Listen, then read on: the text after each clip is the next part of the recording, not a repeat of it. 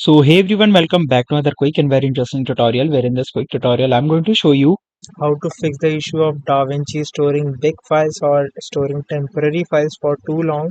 Now, in order to get that fixed, just simply click on this option of DaVinci Resolve at the top left corner, then click on Preferences.